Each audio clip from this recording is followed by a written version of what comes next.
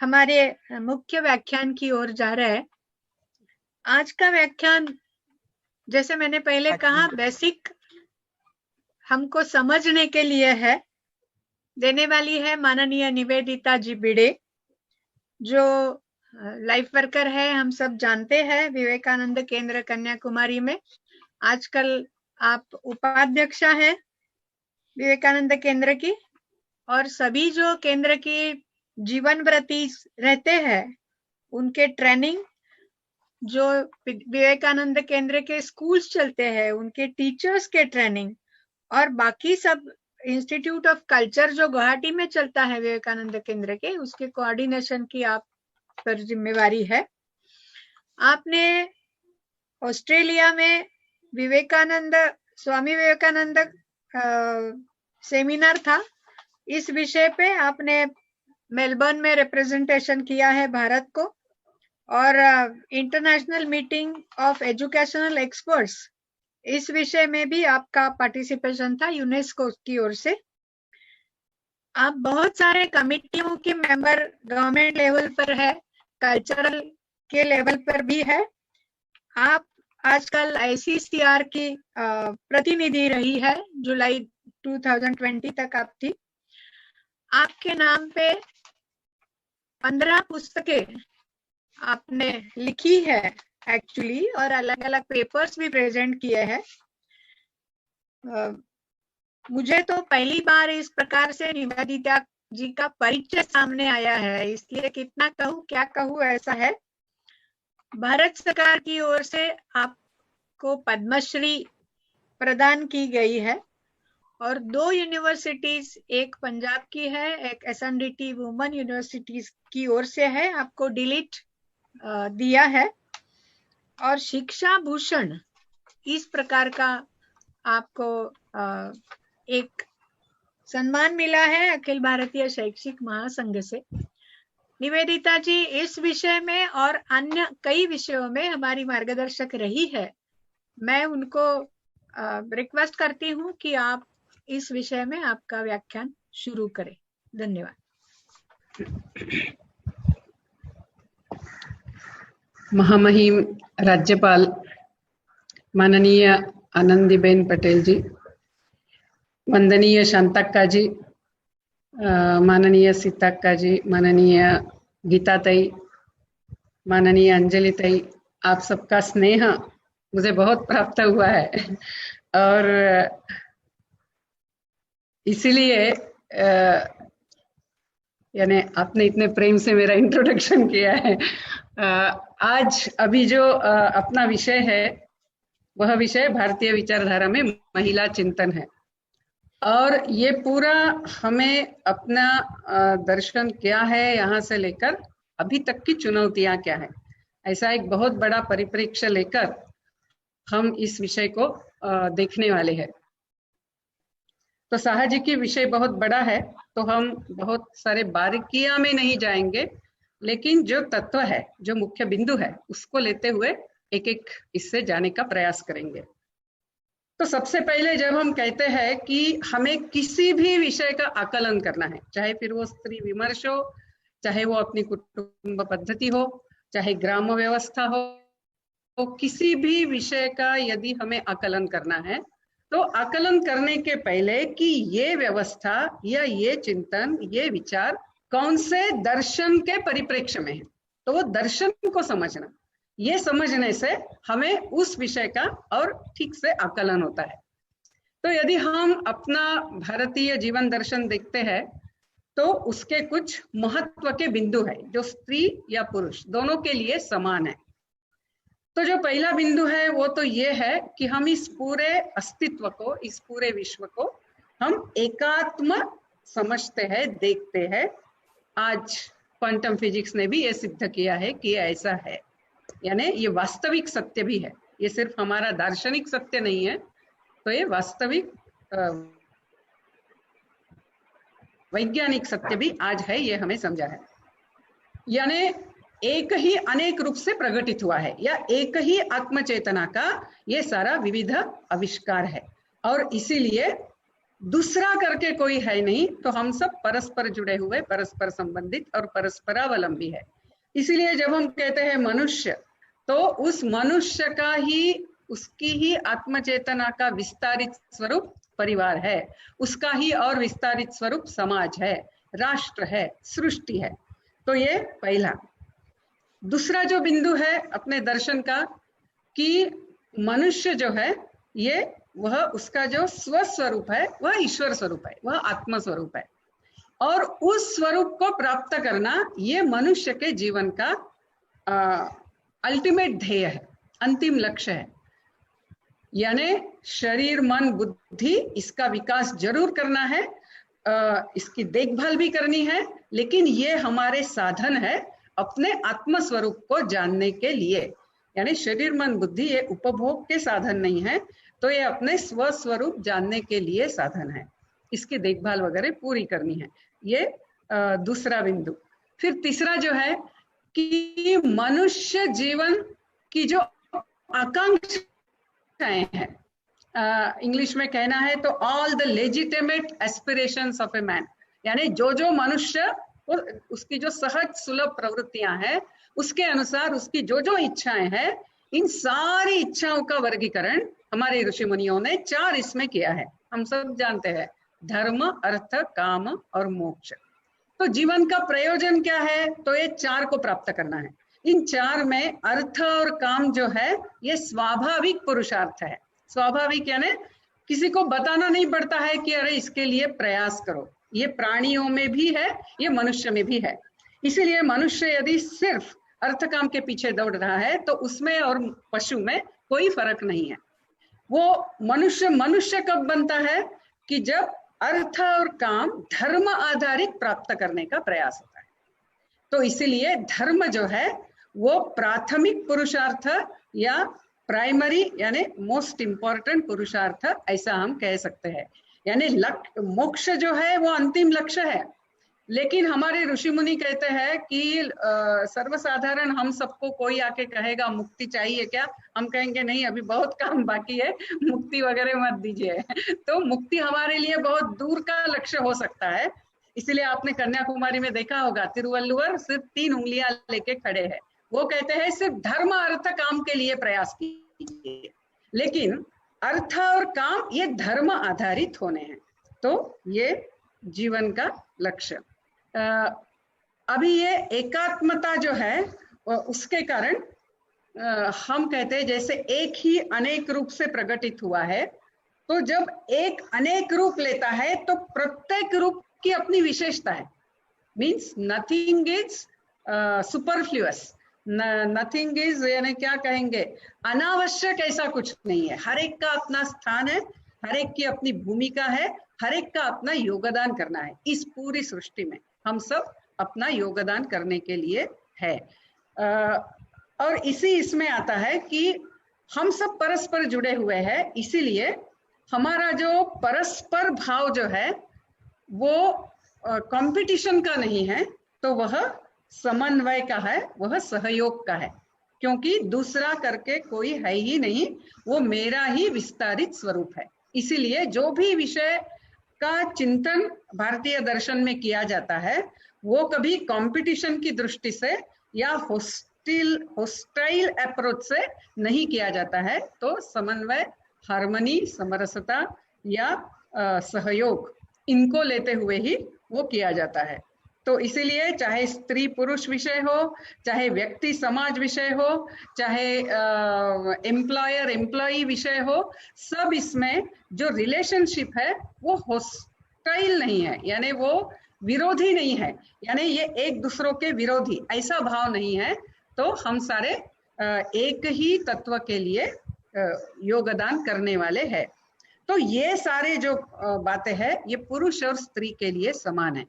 अभी स्त्री को यदि लेते हैं, यानी हम कहते हैं कि प्रत्येक आत्मा जो है, आत्मा को लिंग नहीं है, यानी आत्मा ना स्त्री है ना पुरुष है, लेकिन आत्मा जब शरीर को धारण करती है तब कोई विशेष अनुभव लेना है, इसलिए वो कोई विशेष शरीर को या लिंग को, विशेष परिवार को विशेष स्थान को अपने कर्म के द्वारा और उनको जो जीवन में सीख के आगे जाना है उस जीवात्मा को, उसके कारण वो धारण करती है। तो इसीलिए यदि हमने स्त्री का शरीर धारण किया है तो स्त्री विशेष ऐसे जो कुछ गुण है उन गुणों को जीवन में धारण करते हुए उसकी अनुभूति लेना, ये हमारे आत्म विकास के लिए आवश्यक है। इसीलिए हमने इस शरीर को धारण किया है। तो अभी जब हम स्त्री की तरफ आते हैं तो हम सब जानते हैं कि स्त्री ये मातृ स्वरूप है, यानी हर स्त्री में वही मातृत्व है जिसके कारण मेरी माँ ने मुझे बड़ा किया, हर एक की माँ ने उनको बड़ा किया। तो इसीलिए क्यों स्त्री का आदर करना है, क्योंकि उसी मातृत्व को धारण करते हुए हर स्त्री प्रकटित हुई है। और इसीलिए किसी स्त्री का अपमान करना यानी मातृत्व का अपमान करना या अपने माँ का अपमान करना है। तो स्त्री ये बेसिकली माँ है। हम देखते हैं 5 बरस की बच्ची भी अपने 2 बरस के भाई के लिए माँ जैसा व्यवहार करती है। पत्नी कुछ काल के बाद पति के लिए भी माँ होती है, वो अपने माता पिता के लिए भी माँ होती है। तो उसका ये मातृ स्वरूप अनंत है। बाकी स्वरूप भी है, निश्चित है, लेकिन उसका कुछ काल है, लेकिन मातृ स्वरूप ये अनंत है। और उसका जो ये विशेषता है कि आज हम जानते हैं कि बच्चे जब बड़े होते हैं तो एक तो प्री नेटल एजुकेशन होती है जब बच्चा गर्भ में है। इसीलिए माँ के विचार, माँ के आजू बाजू का वातावरण, माँ का भाव, ये सारा उस बच्चे के विकास में योगदान करता है। जन्म के बाद भी 6 बरस तक बच्चे का 75% पर्सनैलिटी ये निश्चित होती है। अभी ये 75% पर्सनैलिटी निश्चित होती है, लेकिन वो 6 बरस जनरली बच्चे जो होते हैं वो माँ के इर्द गिर्द रहते हैं।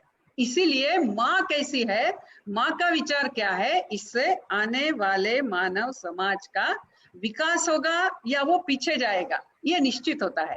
उसमें संताप निर्माण होगा, यानी दुख निर्माण होगा, उद्वेग होगा, या वो बड़ा समाधानी बच्चा होगा, ये माँ कैसी है उसके ऊपर आधारित है।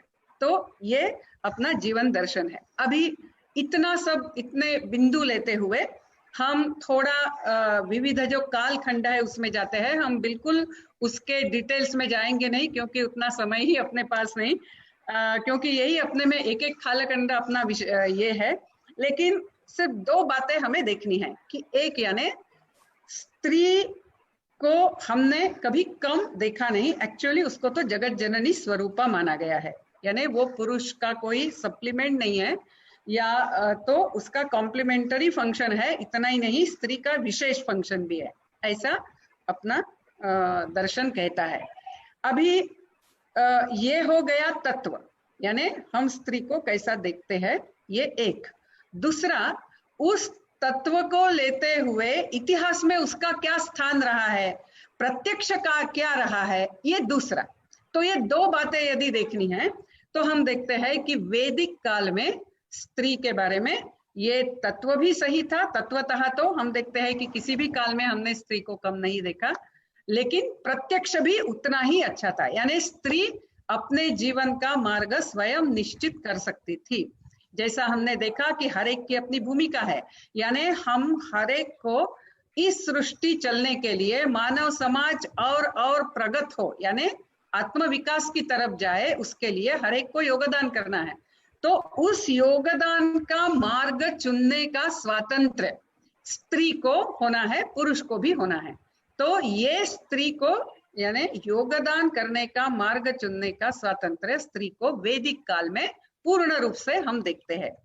फिर बाद में जब रामायण महाभारत काल में जाते हैं वहां भी देखते हैं, यानी जैसे अभी मैं कुछ पुस्तक लिख रही हूँ तो उसके लिए मैं देख रही थी कि कितनी ऋषिकाएं हो गई। तो ऋग्वेद में हमने प्रत्यक्ष गिना तो 50 से भी ज्यादा ऋषिकाएं ऋग्वेद में ही है और बाकी वेदों का देखा नहीं, यानी ऐसे अनेक है, मैं अभी उदाहरणों में जाऊंगी नहीं। तो वहां से होते हुए रामायण महाभारत में भी हम देखते हैं कि स्त्री का ये सम्मान पूरा है। इवन रावण भी सीता के साथ बात करते समय उसको पंडिता करके पुकारता है, यानी वो पंडिता थी, उसको अनेक भाषाएं आती थी क्योंकि वो अलग अलग लोगों के साथ अलग अलग भाषा बोलती है, ऐसा उल्लेख है। ये सारे सबका हम उसमें जाएंगे नहीं। द्रौपदी है, वो पूरे इंद्रप्रस्थ का आय और व्यय देखती थी सारा जो रिसर्च एंड डेवलपमेंट होता है ना, वो करने वाले सारे नैष्ठिक ब्रह्मचारी जो होते हैं, उनकी देखभाल उसका जिम्मेदारी था। ऐसे बहुत सारी बातें हम अपने इसमें देखते हैं। अभी वहां से हम यदि आगे जाते हैं, यानी महाभारत काल के बाद और इस्लाम का जो आक्रमण होना शुरू हुआ और उसके बाद भी, तो हम देखते हैं कि कुछ कुछ बातें फिर थोड़ी बिगड़ने लगी। एक उसका कारण ऐसा था कि भगवान बुद्ध जिस प्रकार के व्यक्ति थे और उनका जिस प्रकार से स्वागत होता था, बहुत लोग उनके पीछे सन्यासी होकर निकले। अभी भगवान बुद्ध थे तब तक तो ये सन्यास में रहना बड़ा आसान था, आप यंग एज में भी जाते हैं तो भी। लेकिन जैसे भगवान बुद्ध और उनके जैसे जो स्टॉलवर्ड पर्सनालिटीज थे, वो जैसे आजू बाजू में नहीं रहे, लेकिन राजाश्रय मिला था, इसीलिए सन्यासी बनना ये बड़ा गर्व की बात थी। तो उसके कारण ज्यादा सन्यासी बनने लग गए, और संभव तो है नहीं क्योंकि इतना जो नियंत्रण चाहिए वो तो था नहीं। तो ऐसे समय स्त्री को एक बाधा के रूप में देखना शुरू हुआ, जो पहले नहीं था। यानी याज्ञवल्क्य कहते हैं कि स्त्री तो पवित्रता की मूर्ति है, ऐसे अनेक वाक्य है, लेकिन बाद में स्त्री को एक बाधा करके देखना शुरू हुआ। दूसरा ऐसा है कि कहीं ना कहीं हम भी ये आने वाली पीढ़ी और अच्छी होनी चाहिए और अच्छी होनी चाहिए, इसकी खोज में इतने एक्सेसिव गए कि स्त्री का यदि विवाह बहुत देरी से होता है तो फिर उसके मन में बाकी विचार आने लगेंगे, मन का पावित्र्य थोड़ा कम हो जाएगा, तो उसको बहुत जल्दी उसका विवाह कर दो। ठीक है, विवाह करने के बाद भी वो माता पिता के यहाँ रहती थी, बड़ी होने के बाद आती थी, ये तो सारा होता था, लेकिन फिर भी कहीं ना कहीं उसकी शिक्षा में थोड़ी कम आने लग गई, फॉर्मल एजुकेशन में, जो पहले नहीं था। तीसरा जो हम देखते हैं कि बहुत लंबा पीरियड अपने देश में एक जो सुखासीनता, सारे सुख सुविधा आए, तो कठिनाई में पक्का रहना आसान है। जब जीवन सहज सिंपल होता है, अच्छा रहना आसान है। बहुत सुख सुविधा आती है तब भी अपने पूरे चारित्र्य को लेकर रखना कठिन होता है, और ऐसे समय थोड़ा डिग्रेडेशन दिखता है। फिर जिस प्रकार से अपने देश के ऊपर आक्रमण हुए और स्त्री असुरक्षित हो गई, तो उसका तो जो भी कुछ शिक्षा बाहर हो रही थी वो भी समाप्त हो गई। अभी वो समाप्त होने के कारण क्या हुआ, एक तो कि वो बाहर नहीं जा रही, इसीलिए उसका समाज बोध और राष्ट्र बोध छूट गया। यानी वो घर में रहते हुए उसने बाकी संस्कार तो अच्छे किए, लेकिन राष्ट्र के लिए कुछ करना है, समाज के लिए कुछ करना है, ये बोध उसका छूट गया। दूसरा, स्त्री की जो विशेष गुण है, जो मां करके भी आवश्यक और जो समाज धारणा में या राष्ट्र पुनरुत्थान में भी आवश्यक है, वो उसके गुण समाज धारणा में मिलना बंद हो गया, क्योंकि वो समाज में उसकी सहभागिता समाप्त हो गई, कम हो गई। तो ये और एक कारण हुआ। फिर हम देखते हैं इसके कारण कुछ कुछ समस्याएं अपने देश में आना शुरू हो गया। अभी वो जो समस्याएं हैं, समस्याएं तो अनेक है, लेकिन हम उन समस्याओं को वो पूरे भारत में थी ऐसा कभी नहीं कह सकते, ये हमने हमेशा ध्यान में रखने की बात है। जैसे उदाहरणार्थ सती की बात की जाती है, ठीक है, लेकिन सती अपने देश में कम से कम 4000 से भी ज्यादा कम्युनिटीज है, और सती ये सिर्फ 2 कम्युनिटीज में थी, यानी कुलीन ब्राह्मण बंगाल के और राजपूत ये राजस्थान के, बस 2 कम्युनिटीज में ही ये सती प्रथा थी। या जो हम विडो मैरिज यानी विधवा पुनर्विवाह का जो एक बहुत बड़ी समस्या उस काल में थी, हम देखते हैं, तो उस समय ये विधवा पुनर्विवाह की समस्या सिर्फ ब्राह्मण समाज की थी, ये बाकी समाज में नहीं थी। यानी कोई भी समस्या हम लेते हैं या पर्दा सिस्टम लेते हैं, तो वो भी जहां बहुत मुसलमान का राज्य था या वहां के मुसलमान बहुत धर्मांध थे और स्त्री ज्यादा असुरक्षित थी, वही वो था, बाकी जगह नहीं था। यानी समस्याएं ये या अनवेलकम गर्ल चाइल्ड है, वो भी कुछ कम्युनिटीज में था। तो ऐसे इन समस्याओं की चर्चा करते समय भी ये अखिल भारतीय कभी नहीं थी, ये भी ध्यान में रखते हुए हमने उसकी चर्चा करनी है। अभी यहाँ से हम यदि थोड़ा लेकिन इस काल में भी स्त्री को जो तत्वतः स्त्री ईश्वर को प्राप्त कर सकती है, वो माँ के स्वरूप में पूजनीय है, और स्त्री बुद्धू है, उसको कोई स्थान नहीं है, ऐसा कभी इस देश ने कभी भी किया नहीं है किसी भी काल में। यानी हमें इधर उधर कुछ उदाहरण मिलेंगे, लेकिन वो ओवरऑल प्रैक्टिस में आते नहीं है। लेकिन प्रैक्टिस में जैसा हमने देखा कुछ कुछ समस्याएं आने लगी। अभी हम यदि post British period and post British period में आते हैं, तो जैसे शुरू में जब ये बाहर के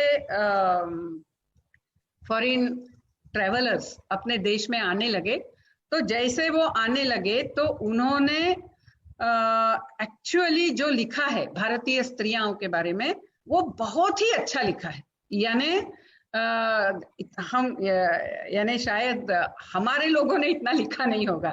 जैसे एबे दुबोइस करके एक फ्रेंच मिशनरी है, वो कहते हैं कि भारतीय स्त्री, मैं ये एकदम पूरा बता सकता हूं कि पूरे दुनिया के स्त्रियों में सबसे ज्यादा चेस्ट है, पवित्र है, उसका व्यवहार बहुत ही उत्तम है, ऐसा वो लिखते हैं।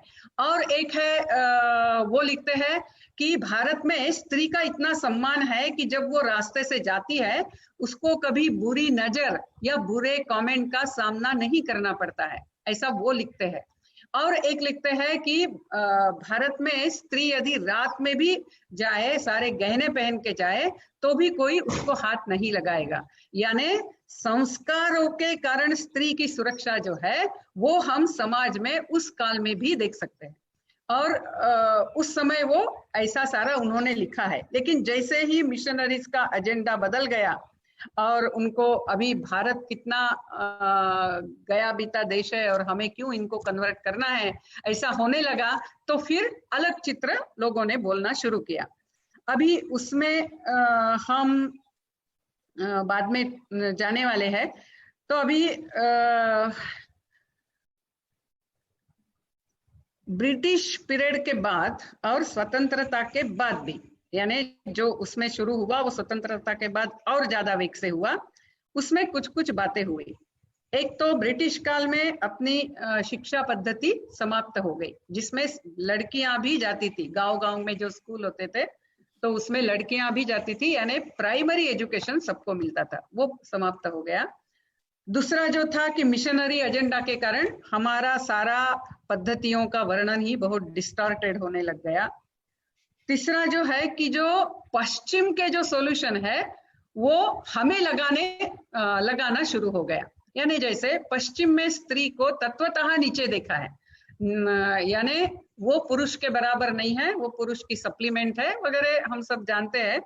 तो इसीलिए वहां स्त्री को संघर्ष करके, पुरुषों के खिलाफ संघर्ष करके बाहर आने के लिए बताया गया, वो हमें यहाँ भी बताया जाता है। यानी वहां के सॉल्यूशन यहाँ लगाए जाते हैं। उतना ही नहीं तो जैसे इंडिविजुअलिज्म है, यानी व्यक्तिवादिता जो है, उधर उनका वो अनुभव रहा होगा, उनके लिए ठीक भी हुआ होगा, पता नहीं, लेकिन वो हमारे लिए भी लगाना शुरू किया। जबकि यहाँ व्यक्ति और समाज, व्यक्ति और परिवार, इनके जो रिलेशनशिप थी वो कभी होस्टाइल थी नहीं। तो फिर अभी हम यदि आते हैं स्त्रीवाद यानी फेमिनिज्म और स्त्री विमर्श यानी अपना भारतीय स्त्री चिंतन, इन दोनों को लेते हुए यदि चिंतन करते हैं तो हम देख सकते हैं कि दर्शन के कारण आया हुआ फर्क है। अभी वहां का जो दर्शन है वो एक तो वो विभाजन का दर्शन है। विभाजन का यानी ईश्वर जो है वो स्वर्ग में है और उसने यहाँ विश्व को निर्माण किया है, यानी विश्व ईश्वर से अलग है, ठीक है, मनुष्य सृष्टि से अलग है, इसीलिए उसने सृष्टि का उपभोग लेना है। तो ये सारे अलग अलग है, वो जुड़े हुए नहीं है। हमारे यहाँ ईश्वर सर्वत्र है, जैसे विष्णु सहस्त्र नाम में हम शुरुआत ही ओम विश्वम विष्णुर्व षट्कारो, यानी भगवान का पहला नाम ही हम ओम के बाद विश्वम कहते हैं। तो ईश्वर सर्वत्र है। अभी उनका विभाजन का होने के कारण वो किसी भी विषय को हमेशा एडवर्सरियल दृष्टि से ही देखते हैं, यानी एक दूसरे के खिलाफ है, एक दूसरे से अलग है, इस दृष्टि से ही देखते हैं। इसीलिए जेंडर इशू भी देखेंगे तो स्त्री और पुरुष ये एक दूसरों के खिलाफ है। परिवार इशू भी देखेंगे तो व्यक्ति और परिवार या स्त्री और परिवार ये एक दूसरों के खिलाफ है। समाज में भी वही, एम्प्लॉयर एम्प्लॉय में भी वही। तो हर इसमें उनका जो सारा यानी दृष्टिकोण है वो इस प्रकार से आता है। और इतिहास भी वैसा ही है, क्योंकि स्त्री ना हर क्षेत्र में, जैसा हम भारत में देखते हैं, चाहे जो काल हो, हर जगह में, हर क्षेत्र में कोई ना कोई स्त्री ने अपना योगदान दिया हुआ है।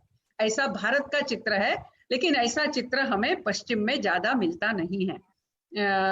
ठीक है, कुछ कुछ स्त्रियां निश्चित पूरा पहले के काल में हुई है, लेकिन ऐसा चित्र नहीं दिखता है। तो इसीलिए जो बेटी फ्रेडा, जिन्होंने वो पुस्तक लिखा था फेमिनाइन मिस्टिक, उसमें वो लिखती है कि स्त्री के 3 बंधन है, परिवार, रिलीजन और संस्कृति। इन तीनों को तोड़कर उसने बाहर आना है। तो शायद उनके लिए वो ठीक भी रहा होगा, लेकिन वो उपाय यहाँ आवश्यक ही नहीं है। और वहां ऐसा यानी स्त्री को बराबर न देखने के कारण, चाहे फ्रेंच रिवॉल्यूशन के बाद हो, चाहे अमेरिका के स्वतंत्रता के बाद हो, किसी भी देश में स्त्री को वोटिंग राइट्स मिला नहीं। यानी स्त्रियों को आंदोलन करना पड़ा। और फर्स्ट वर्ल्ड वॉर के बाद वहां के जो अध्यक्ष थे अमेरिका के, उन्होंने बोला कि स्त्रियों ने, जब हमारे पुरुष लड़ाई कर रहे थे तब स्त्रियों ने स्कूल वगैरह सब बहुत अच्छे संभाले, इसीलिए हम as an appreciation will allow them to vote hereafter, as an appreciation, not as a right, not because she is capable of deciding and voting. और स्वीडन में तो 1954 तक, 54 में जो रेफरेंडम हुआ उसमें भी स्त्री वोट नहीं कर सकती है, ऐसा ही हुआ था। यानी जो फ्रेंच रिवॉल्यूशन की इक्वालिटी की बात हम सुनते हैं ना, बहुत समता, बंधुता और फ्रेटर्निटी, इक्वालिटी, और क्या है तीसरा, लिबर्टी, स्वतंत्र, इसकी जो बात कहते हैं, ये सारा सिर्फ पुरुषों के लिए था, ये स्त्री के लिए कभी नहीं था। यानी वो इक्वालिटी भी सब पुरुषों की थी, स्त्री में कोई उसमें एक्चुअली गिर थी। और बाद में, बहुत ही बाद में स्त्रियों को स्वीडन में वोटिंग का अधिकार मिला, जबकि हमारे देश में हम देखते हैं, यानी तत्वतः की बात मैं कर रही हूं कि हमने स्त्री को कभी नीचा कैसे नहीं देखा। उसका उदाहरण कि भारत में कभी इस विषय की चर्चा भी नहीं हुई कि स्त्री को वोट देने का अधिकार देना है या नहीं देना है, ये चर्चा भी नहीं थी, जरूरत ही नहीं थी, यानी इट वाज जस्ट फोरगोन कंक्लूजन। तो इसीलिए स्त्रीवाद जो है और स्त्री विमर्श है, दोनों स्वतंत्र रूप से अलग है, क्योंकि उनका दर्शन अलग है, उनका इतिहास अलग है। अभी बाद में क्या हुआ, ये जो विमेन लिबरेशन मूवमेंट हुई, फिर फेमिनिज्म जो आगे गया, अभी धीरे धीरे धीरे फेमिनिज्म इतना डिस्टॉर्ट हो गया है। यानी आपको कुछ ऐसे फेमिनिस्ट के ये पढ़ने हैं, फिर समझ में आएगा, इतना डिस्टॉर्ट हुआ है कि अभी वो स्त्री के हित में रहा ही नहीं है। दूसरा, वो ढोंगी हो गया है, यानी इट इज हिपोक्रेटिकल। यानी आप देखेंगे तो ये सो कॉल्ड पश्चिम के जो फेमिनिस्ट है, वो कभी भी इस्लाम में जिस प्रकार से स्त्री के ऊपर अत्याचार होते हैं, यानी ईरान में इतना बड़ा आंदोलन हुआ कि हमें हिजाब नहीं पहनना है, लेकिन उन स्त्रियों के सपोर्ट में एक शब्द से भी इन पश्चिम के फेमिनिस्ट ने सपोर्ट नहीं किया है। उनका मुख्य हेतु हिंदू समाज को नीचा दिखाना ये है, और उसी प्रकार से वो चलता है। यानी एक हेतु, और दूसरा, स्त्री को इतना उन्होंने, यानी अर्थ और काम, इसी को हेतु रखते हुए स्त्री चाहे जो कर सकती है, करना चाहिए। अपने देश में भी ऐसा एक वीडियो आया था, माय चॉइस करके, एक एक्ट्रेस का, जिसका अभी भी नाम हो रहा है, तो उसमें ऐसा था, मैं चाहे जो करूंगी, चाहे जो कपड़े पहनूंगी, चाहे किसी के साथ जाऊंगी, चाहे जहां सोऊंगी, यानी इट्स ऑल माय चॉइस। तो हम कहते हैं कि नहीं, हम व्यक्ति है ही नहीं, मैं परिवार का अंग हूं, मैं समाज का हूं, मैं राष्ट्र का हूं, इसीलिए मेरे व्यवहार से सामाजिक मूल्य, पारिवारिक मूल्य और ये इस पूरी पर्यावरण की रक्षा ये होनी ही चाहिए। और इसीलिए अपना दृष्टिकोण ही पूरा अलग है। मैं अभी सिर्फ उदाहरण ही देना है, ये फेमिनिज्म बोलते ही हमें लगता है कि हमारे हित में बोल रहे हैं, लेकिन ये कितना डिस्टॉर्ट हुआ है। भारत में जो फेमिनिज्म इन इंडिया करके ट्विटर हैंडल है, पता है एक मुस्लिम आदमी वो ट्विटर हैंडल चलाता है, और उसमें आप देखेंगे कि सारा हिंदुओं के प्रति ही वो जो भी है उसका सो कॉल्ड फेमिनिज्म वो सिर्फ हिंदू प्रथाएं लेकर ही होता है। तो इसीलिए अभी जब हमें अब जब हम आते हैं कि भारतीय स्त्री का विषय लेते हुए, तो समस्याएं तो अनेक है, क्योंकि जो आक्रमण हुए, फिर जो शिक्षा हमारे हाथ से चली गई, और जिस प्रकार से प्रसार माध्यम हमारे हाथ में नहीं रहे, और जो पश्चिम सॉल्यूशन हमें दिखाए गए, हमारे पढ़े लिखे लोग बाहर जाके आके उनको भी यही लगने लगा कि वही उपाय इस देश के लिए है। ऐसे अनेक कारणों के कारण जो भी है, तो एक तो आक्रमण के कारण, एक तो आर्थिक स्थिति ठीक न होने के कारण, ऐसे अनेक कारणों के कारण बहुत सारी समस्याएं हम देखते हैं। तो इन समस्याओं के भी दो प्रकार है, यानी एक है मैं कहूंगी एक है परिस्थिति और दूसरा है मनस्थिति। यानी एक परिस्थिति लेकर सारी समस्याओं का हमें चिंतन करना है। परिस्थिति यानी जो अभी अपना चर्चा में आया था, जो माननीय आनंदीबेन ने भी बताया कि जैसे शिक्षा है, फिर उनका स्वास्थ्य है स्त्री का, फिर रोजगार है, या आज सोकॉल्ड आधुनिकता के कारण आई हुई भी काफी सारी समस्याएं हैं जिसका सामना स्त्री कर रही है। तो ये सारी परिस्थिति के कारण आई हुई समस्याएं हैं, और उसका सामना हमने निश्चित करना है, हम ऐसा ही छोड़ नहीं सकते हैं। तो उनका सामना करने के लिए ही अपने बहुत सारे संगठन कार्य भी कर रहे हैं। तो एक हो गया परिस्थिति, दूसरा है मनस्थिति, यानी हम क्या भाव से इस समस्याओं का सामना कर रहे हैं। और मुझे लगता है कि क्योंकि बाद में भी अपने अनेक सारे लेक्चर्स होने वाले हैं, तो मैं थोड़ा अपने भारतीय जीवन दर्शन के प्रकाश में इस मनस्थिति को लेकर थोड़ा कुछ बिंदु लेने का प्रयास करूंगी। तो एक तो हमने क्योंकि भारत का स्वभाव ही ऐसा है, भारत हमेशा विविध है और विविधता के परे जोड़ने वाला सूत्र देखने वाला है। तो हमारी समस्याएं भी विविध है, ये पहली बात हमने समझनी है।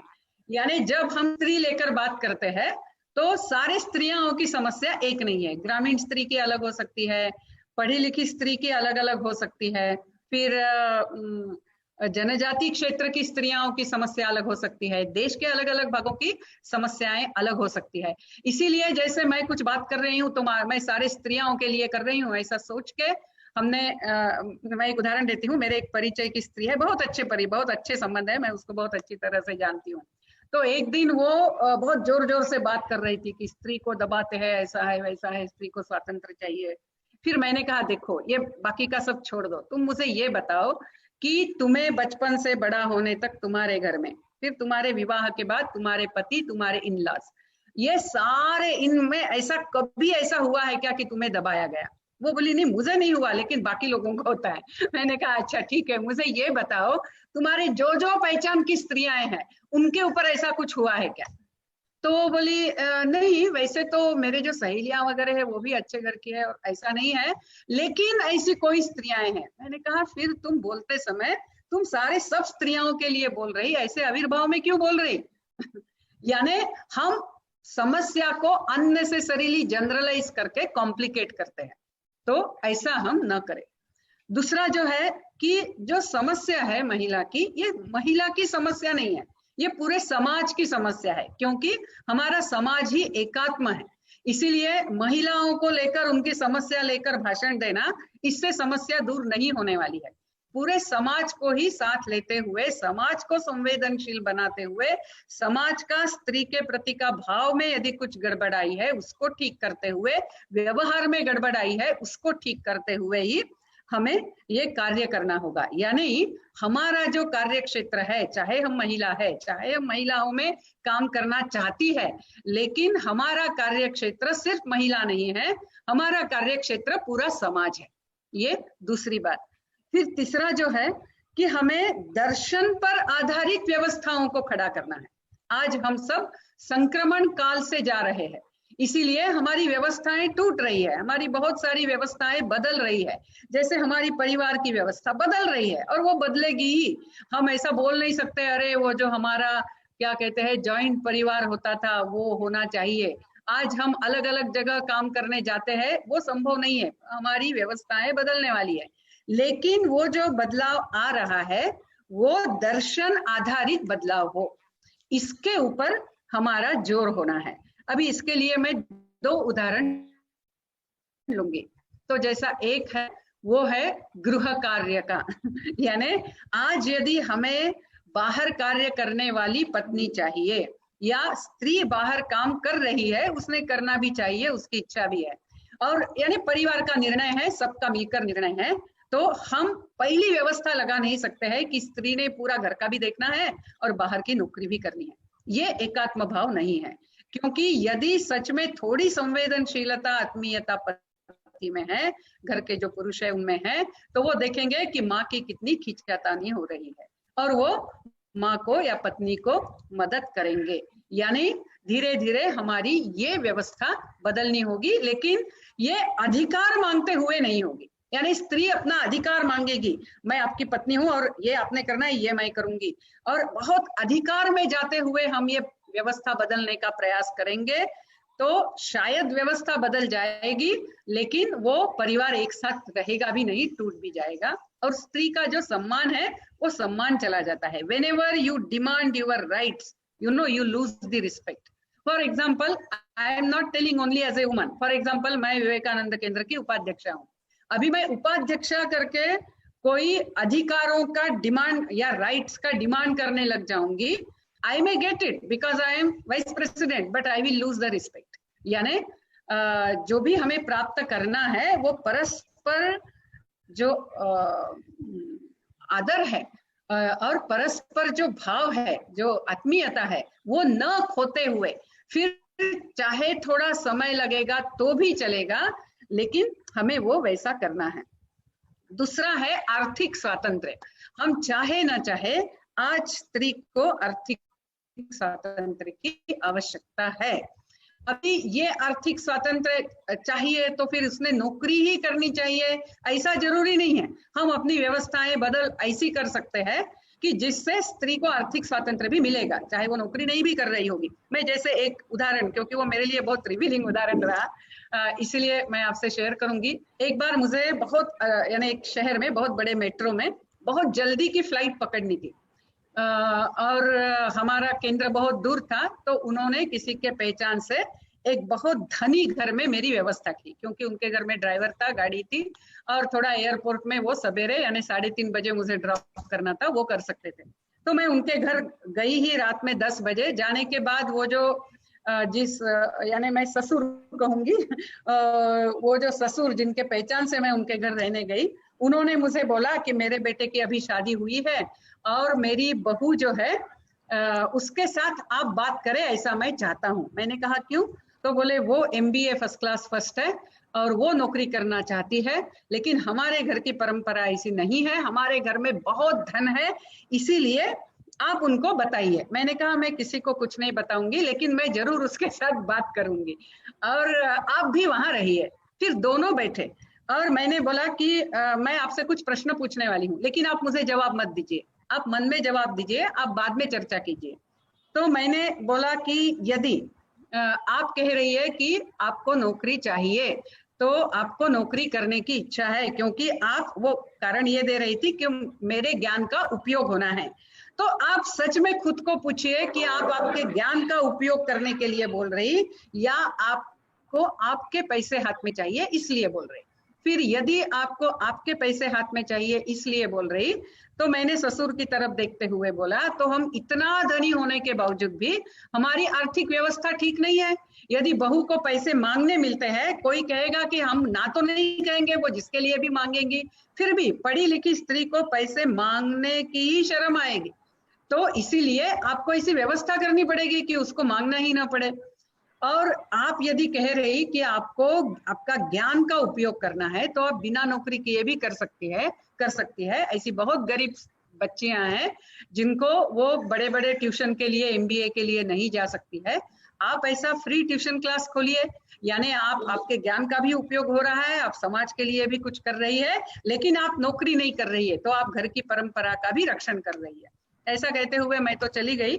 बाद में मुझे किसी ने बताया कि उसने ऐसा ही एक कोचिंग क्लास लड़कियों के लिए शुरू किया है। यानी मेरा कहने का मतलब यह है कि आज हमें अपनी कुछ व्यवस्थाएं खड़ी करनी पड़ेगी कि स्त्री को पैसा मांगने की जरूरत न पड़े यदि वो नौकरी नहीं कर रही है। तो वैसे भी यदि हम कहते हैं पुरुष स्त्री मिलकर एक यूनिट है, तो हमारी घर की आर्थिक व्यवस्था अलग अलग क्यों होनी है? जैसे मैं हमेशा बताती हूँ, क्योंकि मैंने देखा है, मेरी माँ पढ़ी नहीं थी, लेकिन मेरे माँ को कभी आर्थिक इनसिक्योरिटी लगी नहीं, क्योंकि मेरे पिताजी पूरा वेतन लाके उसके हाथ में देते थे और जो चाहिए वो माँ से लेते थे। हम सबके घर में शायद ऐसा ही चित्र, काफी सारे घरों में ऐसा ही होगा। तो हमें व्यवस्थाओं के बारे में सोचना होगा, उसके बारे में चर्चा करनी होगी। कुछ घरों ने सामने आकर बोलना पड़ेगा कि हमारे घर में लक्ष्मी व्यवस्था है, यानी क्या, पैसा सारा घर की स्त्री ही संभालती है। जो भी आप नाम दीजिए, जो भी कीजिए, हमें ऐसे कुछ नए प्रतिमान खड़े करने पड़ेंगे और वो अपने दर्शन के प्रकाश में ही करने पड़ेंगे। फिर दूसरा जो है कि अभी हमें जो समाज धारणा करनी है, राष्ट्र का पुनरुत्थान करना है, ये करते समय इसको तोड़ने के प्रयास हो रहे हैं। यानी जो मनस्थिति मैंने बोला, हमारे मन के भाव भी बिगाड़ने के प्रयास हो रहे हैं, ये हमें समझने हैं और उसका भी प्रत्युत्तर हमें खड़ा करना है। मैं ये इसलिए कह रही हूं क्योंकि जो हमने देखा कि यानी उदाहरणार्थ वो जो मुझे पहले बताना था, मैंने आखिर में बताऊंगी। तो जैसे स्त्री को तो सुरक्षा कैसी होगी? तो हम कहते हैं संस्कारों से होगी, या जो भी ये अपना जीवन दर्शन है इसका संस्कार कैसा होगा? तो घरों में होगा। वो तो ठीक है, परिवारों में होना है, हम परिवारों पे जोर देके सब लोग काम कर रहे हैं, बहुत अच्छा है, लेकिन आज इतना करने से पर्याप्त नहीं है। बहुत सारे परिवारों में आज संस्कारों की व्यवस्था नहीं है, बहुत सारे परिवारों में आज वैचारिक स्तर पे चर्चाएं नहीं होती है, बहुत सारे परिवारों के बच्चे जो है वो घर का कुछ सुनते नहीं है, क्योंकि मैं आधुनिक हूं, इसका अर्थ ही ऐसा हो गया है कि मैं किसी को सुनती नहीं हूँ। यानी आज मैं मेरा सोचती हूँ, मैं बाकी लोगों को मानती नहीं हूँ, ऐसा एक आधुनिक का अर्थ हो गया है। तो ऐसा सब जब हो रहा है, मैं आपको एक उदाहरण देती हूँ, क्योंकि मैं हमेशा ऐसा प्रयास करती हूँ, क्योंकि मैं कन्याकुमारी जिले में काफी काम किया है। तो यहाँ जब कोई कन्वर्ट होता था तो मैं जाके उस व्यक्ति को बताने का प्रयास करती थी, और जब मैं बहुत बताने का प्रयास करती थी, मुझे उल्टा अनुभव आता था कि मैं बताने से वो और पक्की होती थी। तो मुझे समझा नहीं ये ऐसा क्यों हो रहा है। फिर मैंने वो क्या बताते हैं उसका अध्ययन करना शुरू किया, और उससे मुझे ऐसा ध्यान में आया कि वो ऐसा कहते हैं, जब किसी को कन्वर्ट कर रहे हैं तो वो उस व्यक्ति को कहते हैं कि देखो, अभी तक तो तुम शैतान की पूजा करती थी, अब तुम सही ईश्वर के मार्ग पर आई, तो क्या होगा, तुमको शैतान खींचने का प्रयास करेगा वापस। अभी वो शैतान करके तुम्हारे सामने आएगा तो तुमको तो समझ जाएगा, तो वो तुम्हारे सामने कैसा आएगा, वो माँ का रूप लेकर आएगा, आंखों में आंसू लेकर आएगा, वो दादी का रूप लेकर आएगा, वो पिताजी का रूप लेकर आएगा। यानी अभी जब वो बच्ची घर जाती है, बच्ची या बच्चा जो भी है, और माँ कहती है बेटा तू ये क्या कर रहा है, तो उस बच्चे को माँ नहीं दिखती है, उसको वहां शैतान दिखता है, शैतान माँ का रूप लेकर आया है। उसी प्रकार ये जो वामपंथी जो है, जो पहले यूएसएसआर के आश्रय में काम कर रहे थे, फिर यूएसएसआर का विघटन हो जाने के बाद वो जिहादियों से पैसा लेकर उनके आश्रय में काम करते हैं। इसीलिए हिंदू तत्वज्ञान को हमेशा नीचा दिखाना, ऐसा ही उनका कार्य चलता है। तो मैं एक पुस्तक पढ़ रही थी, वो पूरा पुस्तक वामपंथी मूल्य सिखाने का है। अभी उसमें से एक उदाहरण देती हूँ। उदाहरण ऐसा है कि हिंदू तत्वज्ञान में स्त्री, यानी हिंदू तत्वज्ञान पुरुष प्रधान है, और पति जो है वो स्त्री को बेच भी सकता है या दाव पर भी लगा सकता है। उदाहरणार्थ तारामती और द्रौपदी, ऐसा देते हुए फिर वो बाकी और कुछ बताते हैं। फिर वो कहते हैं कि अभी आप यानी उसमें तीन बातें हैं। एक है संकल्पना, संकल्पना क्या है कि ये पुरुष प्रधान है। फिर दूसरा है पूरक कथा। पूरक कथा क्या है? तारामती, द्रौपदी। फिर तीसरा है उपक्रम। अब अभी उनकी दृष्टि ही अभी वैसी बनाने का प्रयास किया जाता है। तो उन लड़कियों को बताया और लड़कों को भी बताया जाता है कि आप आपके घर में देखिए कि ऐसे क्या क्या प्रसंग है जब माँ को नीचे दिखाया जाता है, या ऐसे अपने क्या उत्सव है जो पुरुषों की महानता गाने वाले हैं और स्त्री को नीचा दिखाने वाले हैं। अभी ये सारे उपक्रम करके बच्चों ने वो होमवर्क करके लाना है और बताना है। यानी अभी क्या हो गया, दृष्टि ही ऐसी हो गई। अभी ऐसा हो रहा है और हम सिर्फ अपनी बात बता रहे, हमें भी ये करना होगा। संकल्पना है, फिर पूरक उदाहरण है, कथा है, और फिर उपक्रम है। ये समन्वयात्मक दृष्टि, ये एकात्म दृष्टि विकसित होने के, यानी घर में माँ पिता एक दूसरों को कैसे स्वीकारते हैं, एक दूसरों की कैसी सेवा करते हैं, एक दूसरों को कैसा कठिनाइयां है फिर भी मानते हैं, एक साथ चलते हैं, कितना त्याग करते हैं, सेवा करते हैं, ये देखने की दृष्टि हमारे बच्चों को हम कभी देते नहीं है। और ये जो वो उदाहरण देते हैं वो भी मिस्चिवस होते हैं, यानी उसके भी पीछे उनका मिस्चिफ ही है। जैसे यही जो दो उदाहरण है, एक तो हिंदू तत्व ज्ञान में ऐसा कहीं भी लिखा हुआ नहीं है, ये एक बात। आप इधर उधर से कहीं से निकालेंगे तो भी आपको ये ऐसे उदाहरण भी मिलेंगे नहीं। बहुत ढूंढ ढूंढ के 10,000 वर्षों के इतिहास में आप 4 उदाहरण लेते हैं तो वो प्रैक्टिस नहीं है, ये एक बात। दूसरा, ये जो 2 उदाहरण दिए हैं वो 2 उदाहरण भी सही नहीं है, क्योंकि युधिष्ठिर ने पहले अपने भाइयों को भी दांव पे लगाया है। यानी वो द्यूत में इतना पागल हो गया था कि उसका जो भी कुछ है सबको दांव पे लगा रहा था, यानी पति पत्नी को दांव पे लगा रहा था। ऐसा ये चित्र नहीं है। या हरिश्चंद्र ने भी खुद को भी बेचा है और तारामती को भी बेचा है, क्योंकि उसको वो दक्षिणा देनी है। लेकिन इतने गहराई में कोई जाता नहीं है और बहुत ऐसा सारा डिस्टॉर्शन होता है। तो ऐसे प्रयास हो रहे हैं, ऐसी उनकी दृष्टि जो भेद दृष्टि है ना, क्योंकि उनका दर्शन भेद का है, तो भेद दृष्टि विकसित की जा रही है। और ऐसे समय हम सिर्फ परिवार के संस्कारों पर डिपेंडेंट नहीं रह सकते हैं।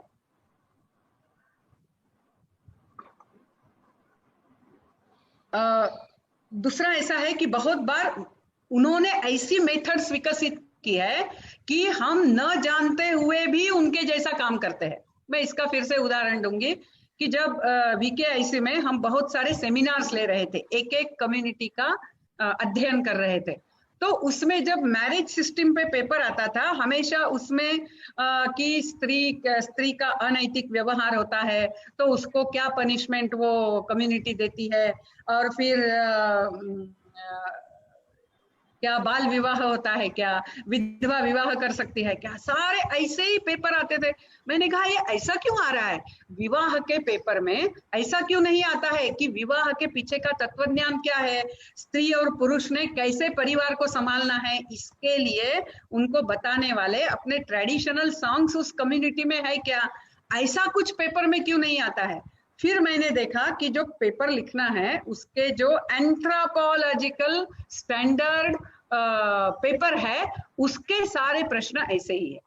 फिर हम हमारे सारे जो सारे स्कॉलर्स हैं उनके साथ बैठी, मैंने कहा हमें अपने प्रश्न बदलने होंगे, तो उन्होंने कहा नहीं, anthropology says this is the way we should ask. I told ये एंथ्रोपोलॉजी ही निर्माण इसके लिए की गई कि ये जो जिनको उन्होंने जीत लिया है उनमें सारा कितना बेकार है उसी की चर्चा हो, बेकार नहीं है तो भी ढूंढ निकालो, कोई अपवाद है उसकी ही चर्चा करो।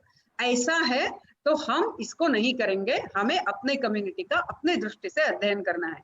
या नहीं, मेरा कहने का मतलब ऐसा है कि आज चाहे हमारी रिसर्च मेथोडोलॉजी हो, हमारी सेमिनार की मेथोडोलॉजी हो, एंथ्रोपोलॉजी हो, इंडोलॉजी हो, बहुत सारी मेथड्स उन्होंने ऐसी विकसित की है कि जो उनके भेद के दर्शन पर आधारित है। तो हमें अपने दर्शन पर आधारित अपनी पद्धतियां, अपने अध्ययन की पद्धतियां, अपने समझने की पद्धतियां, अपनी वोकैबुलरी, ये भी सारा हमें विकसित करना होगा। और ये सारा हमें करना है।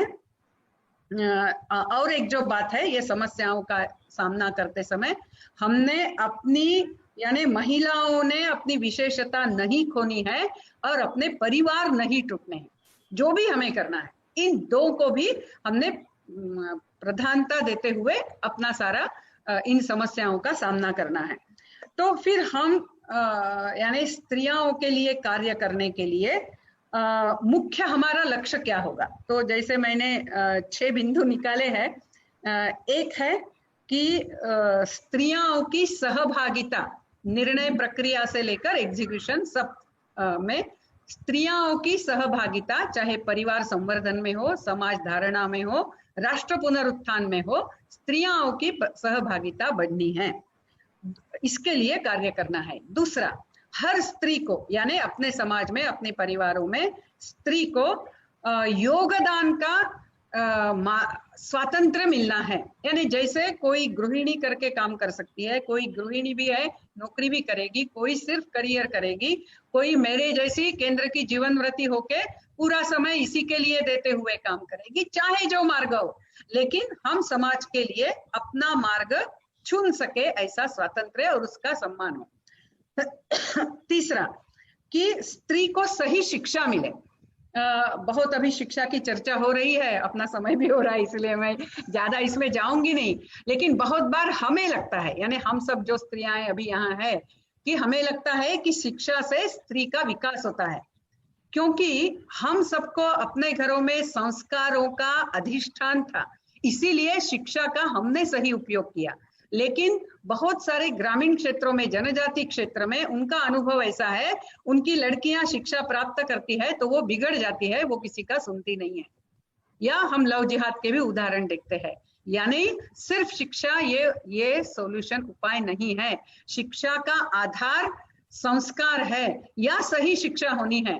तो जैसे नई शिक्षा नीति से हम सबकी बहुत अपेक्षाएं हैं, और जैसा बेन ने हमें बताया कि हमने उस प्रकार से अपना बहुत सारा पुस्तकें भी तैयार करने हैं। चौथा जो है कि उसको सुरक्षा मिलनी है, क्योंकि समाज में सब में काम करना है, और सुरक्षा ये संस्कारों से आती है। ये पुरुषों, स्त्री की सुरक्षा ये पुरुष की नजरों में है, और पुरुष की नजर ये संस्कार से ही ठीक रहती है, इसीलिए संस्कारों का महत्व। इसीलिए स्त्री विषय के लिए बच्चों को भी, यानी लड़कों को भी शिक्षा देना बहुत आवश्यक है। फिर पांचवा जो है कि हमें अपने जीवन दर्शन पर आधारित इस विषय को ले जाने वाला बहुत सारा साहित्य निर्माण करना होगा, जिसमें दर्शन है, जिसमें जैसा मैंने कहा उदाहरण है, कथा है, और जिसमें उपक्रम भी है। ऐसा हमें अलग अलग प्रकार से जनरेशन, प्रेजेंटेशन और प्रोपोगेशन, इन 3 दृष्टि से हम सब महिलाओं को कार्य करना होगा। और छठवा जो है बहुत महत्व का है कि हमें ऐसे कार्य करने वाली सारी महिलाओं का इंटरलिंकिंग करना होगा। इतना ही नहीं, हमें कुछ नियमों का पालन करना होगा, क्योंकि हमारे विचार थोड़े थोड़े अलग निश्चित हो ही सकते हैं, सबके एक जैसे ही होंगे ही नहीं, लेकिन फिर भी हम एक दूसरों का आदर करें, एक दूसरों को कोट करें, एक दूसरों को स्ट्रेंथन करें। ऐसा करते हुए ही हम अपनी एक सामूहिक शक्ति हम खड़ी कर सकते हैं। तो ऐसा यदि हम करेंगे तो निश्चित रूप से ही, क्योंकि अल्टीमेट उद्देश्य यह है कि मानव और ज्यादा इवॉल्व्ड कॉन्शियसनेस से, यानी और अच्छी तरह, यानी we are actually striving to evolve the humanity. So they must be with, उनकी चेतना जो है वो उससे भी और अच्छी होनी है, यानी वो और अच्छे विकसित ऐसा मानव समाज हमें करना है, या दूसरे शब्द में अध्यात्म में विश्व का मार्गदर्शन करना है। तो इसके लिए अपने राष्ट्र को हमें समर्थ बनाना है, और ये समर्थ बनाने के लिए ये जो महिला विमर्श है ये बहुत ही महत्व का अंग है, क्योंकि जैसे स्वामी जी कहते थे, पंछी 2 पंखों से ही उड़ सकता है, तो ये दोनों पंख सही करने का कार्य हमें करना है। इतना कहते हुए मैं समाप्त करती हूँ। नमस्कार।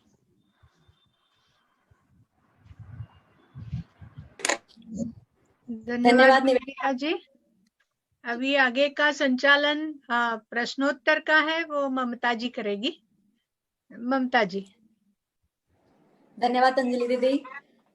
धन्यवाद निवेदिता दीदी, आपने जिस तरह से इन विषयों को रखा है, भारतीय विचारधारा में महिला चिंतन, स्त्री चिंतन, अभी मैं चैट बॉक्स हमने बहुत देर से खोला, क्योंकि हम चाहते थे कि लिखने पर ध्यान ना रहे, आपका वक्तव्य सुनने पर ज्यादा फोकस रहे सबका, इसलिए हमने अभी वो थोड़ी देर पहले ओपन किया है।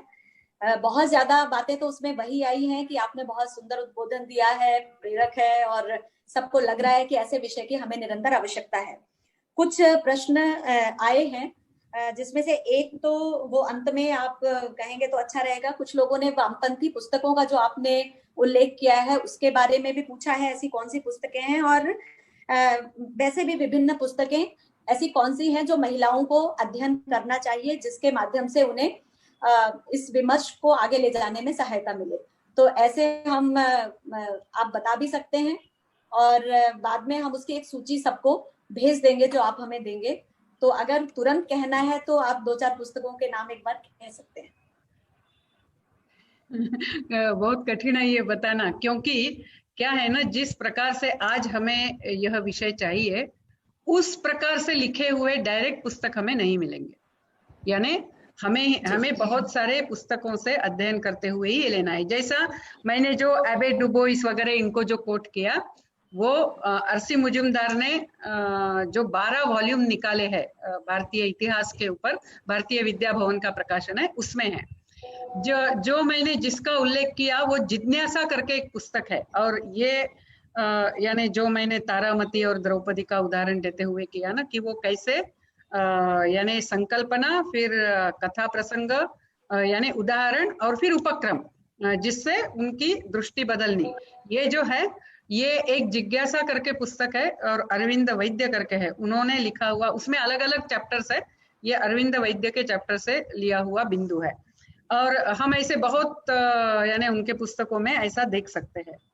फिर यानी बाकी अपने विविध काल में क्या क्या रहा है, इसके लिए काफी सारे पुस्तक फॉर्चुनेटली है। जैसे रामकृष्ण मिशन का एक पुस्तक है, ग्रेट विमेन ऑफ इंडिया, या बहुत सारे, मुझे लगता है समिति के भी ऐसे पुस्तक निश्चित है। तो यानी क्या था ये बताने वाले पुस्तक है, आज क्या समस्या है ये बताने वाले भी पुस्तक है। लेकिन जो मैं कह रही हूँ कि हमें जिस प्रकार से अपनी दृष्टि ठीक करनी है, या मनस्थिति, मन का भाव ठीक करने के भी कार्य करने हैं, उसके लिए हमें ही कंटेंट जनरेशन करना होगा। धन्यवाद दीदी। एक क्वेश्चन हमारे स्त्री विमर्श के ही ग्रुप में से है विभूति जी। विभूति जी पूछती हैं कि isn't it necessary for women to be economically self dependent, और साथ में एक दूसरा भी उन्होंने प्रश्न किया है कि one question how to devise curriculum, और ये अभी मीना चंदावरकर जी ने भी यहाँ पर लिखा है कि कैसे दृष्टि के माध्यम से हम ऐसे कैरिकुलम पर काम कर सकते हैं, या कैसे इस और आगे बढ़ सकते हैं। तो इस पर आप कुछ कहें। एक पहला जो है कि आर्थिक स्वातंत्र चाहिए, निश्चित चाहिए, मैं भी यही कहती हूँ। पहले अपना तरीका अलग था कि स्त्री के हाथ में ही पैसा दिया जाता था, या स्त्री की अपेक्षा भी नहीं होती थी, दोनों होता होगा। दूसरा ऐसा है कि आज स्त्री कार्य करती है, यानी नौकरी करती है और अपना पैसा कमाती है, तो वो आर्थिक स्वातंत्र चाहिए इसलिए ही करती है। लेकिन एक्चुअली ये विषय ना, मैं उसमें जाऊंगी तो बहुत गहराई से जाना पड़ेगा कि हमें ये पैसा चाहिए क्यों। पहला प्रश्न ये, यानी मनुष्य जीवन का प्रयोजन क्या है। मैं कह रही हूं हमें व्यवस्था खड़ी करनी है, लेकिन ये मैं समाज के लिए कह रही हूं। अभी स्त्री को लेकर कहना है तो मैं ये प्रश्न पूछूंगी कि आखिर हमें चाहिए क्या। हमें परिवार अच्छा चलाना है, हमें अपना जीवन अच्छा सुधारना है, हमें समाज में सहभागिता करनी है। उस दृष्टि से जो आवश्यक है उसका जो आर्थिक स्वातंत्र है वो निश्चित होना है, और मुझे लगता है वो काफी सारे घरों में होता है। लेकिन फिर से यही है कि जीवन में धर्म अर्थ काम मोक्ष, क्या मैं जिस भी प्रश्न को लेकर सोच रही हूं, क्या मैं अर्थ और काम के परिप्रेक्ष्य में ही सोच रही हूं, या मैं धर्म अर्थ काम के परिप्रेक्ष्य में सोच रही हूं, ये लेना है। और इसमें फिर से एक कॉमन उत्तर नहीं आ सकता है, यानी केस बाय केस भी कभी चर्चा करनी पड़ेगी, ऐसा भी। फिर दूसरा जो करिकुलम निर्माण करने का है, मुझे लगता है कि एक तो अपना जीवन दर्शन बच्चों को सरलता से समझे और उस दृष्टि से उनकी दृष्टि विकसित हो। फिर अपनी जो कहानियां हैं उसको भी हम उस दृष्टि से उनको प्रेजेंट करें। अपनी सारी ट्रेडिशनल कहानियां, क्यों हम चाहे ना चाहे, रामायण महाभारत आज भी हमारे मन को बहुत मोहित करता है। तो उन्हीं कहानियों को लेकर लोग यानी वामपंथी लोग हमारे युवा पीढ़ी को भ्रमित करते हैं। तो उन रामायण महाभारत को हम अपने दर्शन के प्रकाश में, हमें आज क्या काम करना है उसके प्रकाश में हमने उसका प्रेजेंटेशन करने का प्रयास करें। हमें करना होगा, यानी एक्चुअली बैठ के बहुत सखोल चिंतन करते हुए ही हमें ये करिकुलम निकालना होगा, क्योंकि करिकुलम बोलने से फिर से ये केजी से लेकर ये ग्रेजुएशन पोस्ट ग्रेजुएशन तक जाएगा। ऐसे कुछ कुछ गीत होते हैं कि जिसमें स्त्री को नीचा दिखाया जाता है, या ऐसे जोक्स होते हैं। जैसे मैं हमेशा एक उदाहरण देती हूँ, ये हमारे एक स्थानिक कार्यकर्ता कपल है, उनके घर का है कि पति व्हाट्सएप में आए हुए स्त्री के बारे में जो मजाकी जोक्स होते हैं ना, वो जोर से बता रहा था और हंस रहा था। तो उसकी पत्नी ने, जो भी केंद्र की कार्यकर्ती है, उसने बोला कि रुको, ये मत बोलो, यानी हमारे बच्चे बड़े हो रहे हैं, वो भी सोचेंगे कि स्त्रियों की ऐसी मजाक की जाती है, तो हमारे घर में ऐसे जोक्स कभी जोर से पढ़े नहीं जाएंगे, चर्चा नहीं की जाएगी। यानी चाहे किसी भी स्त्री की हमारे घर में मजाक हो रही है, क्या हम रोकते हैं उसको? यानी इसके बहुत अलग अलग बिंदु है, अलग अलग स्तर है। तो यानी करिकुलम करते समय जो मैंने कुछ तत्व बताए, इन तत्वों को ध्यान में लेते हुए ही हमें उस स्तर का अध्ययन लेते हुए हमें करिकुलम डिजाइन करना पड़ेगा। जी दीदी, ऐसे 4-5 अपने कार्यकर्ताओं ने एक प्रश्न किया है जो लगभग मिलता जुलता है। उषा सोनी जी, स्वाति उखले जी, ये कहती हैं, और भी 2-3 कार्यकर्ताओं ने किशोरियों के बारे में प्रश्न किया है कि अपनी संस्कृति और परंपरा से जोड़ने के लिए क्या करना चाहिए।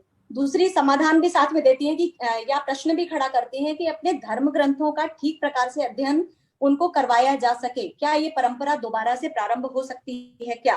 तीसरी बात भी जोड़ते हैं कि क्या जिस तरह से आज समाज में विकृतियां फैल रही हैं, यानी कुल मिला के प्रश्न वही है कि हम किस प्रकार से इस विमर्श को तो हम आगे ले जा रहे हैं, तो उसमें स्त्रियों की सुरक्षितता, उनको सही दिशा देने के लिए क्या करना चाहिए। एक्चुअली ना हमारा काम ऐसा है कि हमें अपने तत्वों पर आधारित हमें बहुत भव्य भवन बनाना है, ठीक है। और हम जब भवन बना रहे हैं तब तोड़ने वाले लोग भी उतनी संख्या में खड़े हैं, यानी हम बना रहे, लोग तोड़ रहे। तो हमें तो एक ही करना है कि हमें अपने कार्य की गति बढ़ानी है और हमारे जैसे और ज्यादा लोग खड़े करने हैं। इसके सिवा दूसरा इसके लिए सॉल्यूशन नहीं है। यानी क्या करना है ये जानते हम नहीं है, ऐसा नहीं है, लेकिन हमें अपनी गति बढ़ानी है, हमें अपनी संख्या बढ़ानी है, क्योंकि ये बिल्डिंग बनाते समय तोड़ने वाले भी उतने ही बाजू में, अपने आजू बाजू में खड़े हैं। तो यही उसका मुख्य ये है कि हमें, यानी दूसरा ये है ना कि ये कंफर्टेबल लेवल से काम नहीं होगा। यानी हाँ, मुझे जब समय मिलेगा मैं काम करूंगी, हाँ मैं थोड़ा बहुत करूंगी, ऐसा करके हम काम नहीं कर सकेंगे। हमें जी जान से, हम जितना सच में इस विषय से हमारे मन में तीव्रता आती है, सच में तीव्रता आती है, तो वो शब्दों में न रहते हुए हमें जी जान से खुद को झोंक देना पड़ेगा और ऐसे झोंक देने वाले लोगों को निर्माण करना पड़ेगा। और ये हमें बड़ा वेग से करना है, क्योंकि आज भारत ये बहुत सारे तोड़ने वाले या ये जो भेद वाला दर्शन है उस पर आधारित जो शक्तियां हैं, उनके लिए ये युद्ध का आखिरी स्थान, हम ही उनको हरा सकते हैं। तो यदि भारत इसमें हार जाता है तो मनुष्य यानी मानव समाज ही हार गया ऐसा हो जाएगा, और ऐसा हम होने नहीं देंगे, ऐसा होगा भी नहीं, लेकिन हमें अपनी गति बढ़ानी है। दीदी, भोपाल से शशि ठाकुर जी पूछती हैं कि बार बार मनुस्मृति का उल्लेख आता है, अलग अलग स्थानों पर, और कम्युनिस्ट विशेष रूप से हमें इस बात पर दबाने की कोशिश भी करते हैं उसका अलग तरह से उपयोग करके। तो मनुस्मृति का गलत वर्णन करते हुए जिस प्रकार से नकारात्मक सोच डालने का प्रयास किया जाता है और हमारे वास्तविक मूल्यों को दबाने का प्रयास किया जाता है, तो उसको किस प्रकार से हम सही रूप में बता सकते हैं, किस प्रकार से उसका उपयोग कर सकते हैं, इसके बारे में आप कुछ बताएं। एक तो है कि आप उसके डिफेंस में मत जाइए, यानी हमें जाना है तो हम जा सकते हैं, लेकिन आप उसमें मत जाइए, ऐसा मुझे लगता है।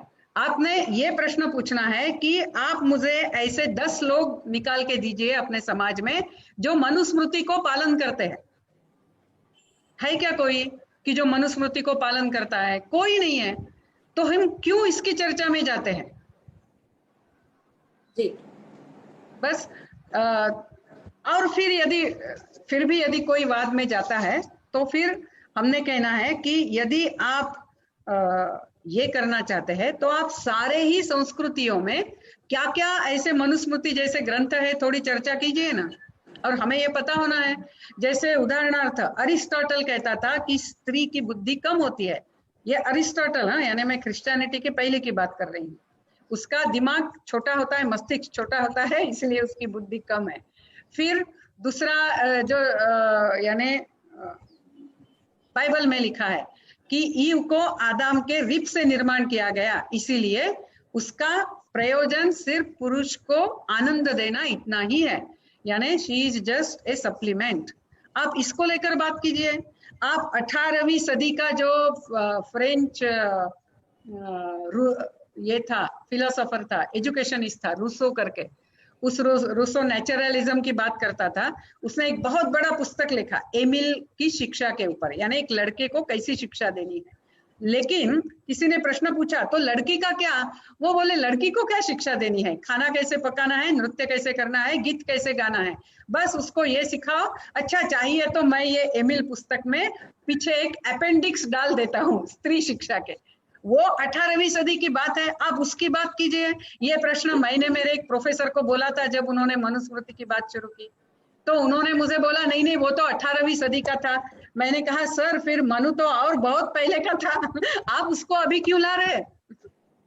आपको तुलना करना है तो समान तत्वों पे कीजिए, नहीं तो तुलना मत कीजिए। वो हो गया, वो अभी इतिहास जमा है, इसमें जाइए।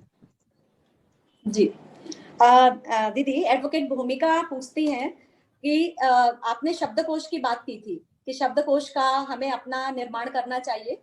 उनका एक सुझाव है कि जिस तरह से अलग अलग वास्तव में इसकी आवश्यकता है, और जैसे उन्होंने कहा कि जैसे सती शब्द वास्तव में बहुत पवित्र शब्द है, लेकिन अब उसको सती प्रथा से जोड़ते हुए और उस शब्द का बिल्कुल अलग तरह से अर्थ निकाल लिया गया। तो क्यों ना उस शब्द, जब हम शब्दकोश निर्मित करें तो एक शब्द विधवा का जबरन दाह, ऐसे उसके लिए या कोई अन्य इस तरह से करना चाहिए, ऐसा उनका एक सुझाव है। आप इस पर कुछ कह सकते हैं। और एक सीमा कुलकर्णी जी कहती हैं कि शिक्षा के कारण आधुनिकता की मर्यादा का उल्लंघन नहीं हो रहा है क्या? ऐसा उनका कहना है कि आपका क्या कहना है इस पर? एक तो जो शब्दावली की बात है ना, मैं शब्दावली ये फिर से ऐसा विषय है और ये बहुत बहुत सिस्टमैटिकली आप देखिए भारत की कौन सी भी भाषा है ना, तो उसका जो इंग्लिश में डिक्शनरी जो लाई गई, पहली डिक्शनरी ये क्रिश्चियन मिशनरीज ने लाई है।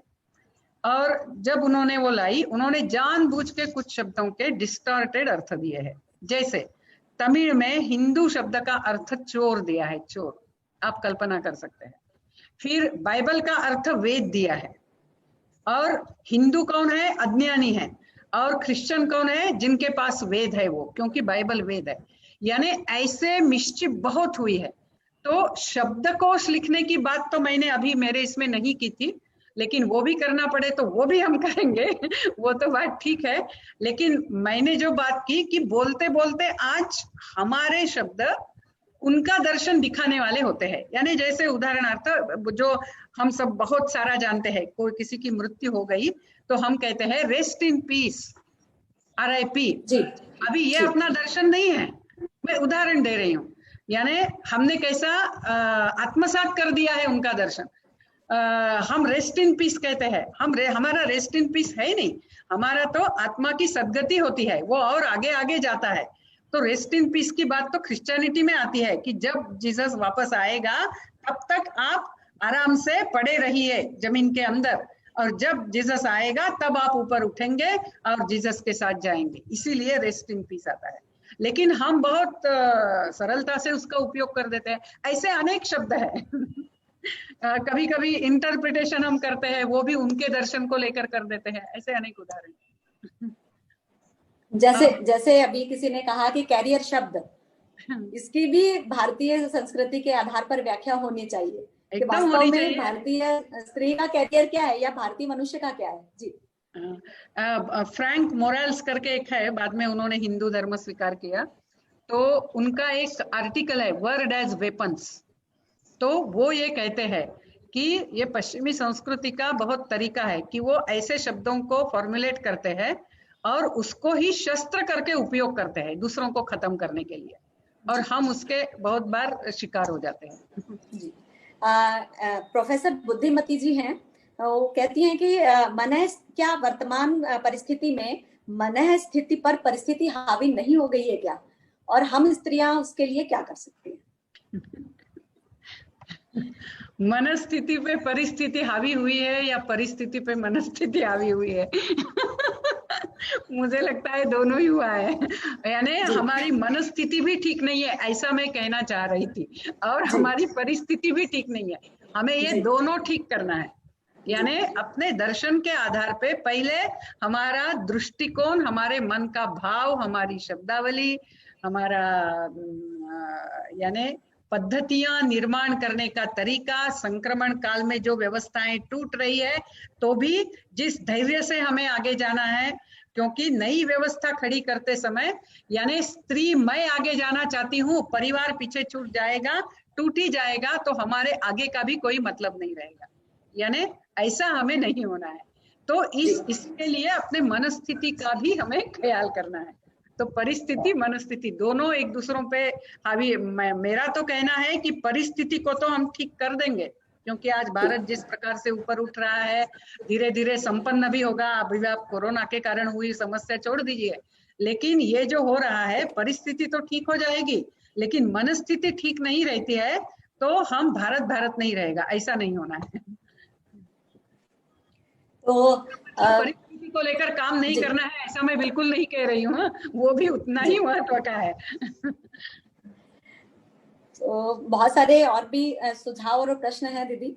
समय की मर्यादा को देखते हुए मैं एक अंतिम रूप से अपनी तरफ से एक बात आपसे पूछना चाहूंगी और मार्गदर्शन चाहूंगी कि वो सबका आप करें कि किस प्रकार से, जो हम कहते हैं हमेशा कि हमारे भारतीय विमर्श में और भारतीय संस्कृति तत्व में जिस प्रकार से महिला और पुरुष को कभी भी अलग नहीं माना गया, बल्कि वो एक आत्मा है और दोनों ही एक दूसरे के पूरक हैं, परस्पर पूरक हैं। आज के संदर्भ में भी जब हम ये कहते हैं कि अगर महिलाओं की विषय में बातचीत करनी है, जैसा स्वामी विवेकानंद जी भी कहते थे, तो वो सिर्फ महिलाओं से बात करके, यानी उनका तो कहना था कि महिलाओं को शिक्षित करो, वो अपने समस्याओं का समाधान स्वयं कर लेंगी। आज का समय ये कहता है कि अगर महिलाओं के विषय पर बात करनी है तो पुरुषों को उसमें सहभागी होना ही पड़ेगा। और इसी प्रकार से जो संगठनों से यहाँ पर लोग हैं सब, तो वो अपने अपने संगठनों के माध्यम से और व्यक्तिगत रूप से किस प्रकार से इस विमर्श विषय को आगे लेकर के जाएं, व्यक्तिगत रूप से यानी संगठन के रूप से भी और व्यक्तिगत रूप से हम इस विमर्श को अपने अपने दायरे में कैसे आगे बढ़ा सकते हैं, उसके लिए आपका मार्गदर्शन आप दें और उसके साथ फिर हम इसको समाप्त करेंगे। जैसा स्वामी जी ने जो कहा था वो निर्णय की दृष्टि से कहा था, यानी जब लोग उनके पास गए और उन्होंने पूछा कि विधवा ने विवाह करना चाहिए क्या, तो वो बोले हैंड्स ऑफ, ना मैं विधवा हूं ना आप विधवा है, तो आप क्या, हम क्यों तय करेंगे कि विधवा ने विवाह करना चाहिए नहीं करना चाहिए? आप विधवा को शिक्षा दीजिए और उसको उसका निर्णय लेने दीजिए। तो निर्णय की दृष्टि से वो ये बात कर रहे थे। लेकिन बाकी जिस प्रकार से आज हमें समस्याओं का सामना करना है, व्यवस्थाओं को खड़ा करना है, अपने दर्शन को समझकर कार्य करना है, तो ये कार्य पुरुष और स्त्री दोनों ने मिलकर करना है। तो इसके लिए व्यक्तिगत रूप से जैसा आपने पूछा कि एक तो हमें अपना अध्ययन और अध्ययन से भी चिंतन, ये दोनों हमें अपना करना होगा, क्योंकि हम ऑलमोस्ट यहाँ आए हुए हम सब लोग व्यक्ति करके यहाँ है नहीं, हम जो कार्य करते हैं बहुत सारे लोगों को साथ लेकर कार्य करते हैं। तो ये एक, और दूसरा संगठन को लेकर जब हम बात कर रहे हैं तो संगठन में भी ऐसे हमने अध्ययन के और चिंतन के अपने संगठनों में होते ही है, नहीं होते हैं ऐसा नहीं है, निश्चित होते हैं, लेकिन बार बार हमें अपना दर्शन से संबंधित आज की समस्याएं और दर्शन आधारित उसके ऊपर उपाय, इसका चर्चा करना है। हम जो भी कुछ कर रहे वो दर्शन से सुसंगत है या नहीं है। कभी कभी हम एक दूसरों को प्रश्न पूछते हुए भी चर्चा कर सकते हैं। ये दूसरा। फिर तीसरा, ये जो इस विषय के बारे में जो संवेदनशीलता है वो भी अपनी बढ़नी है।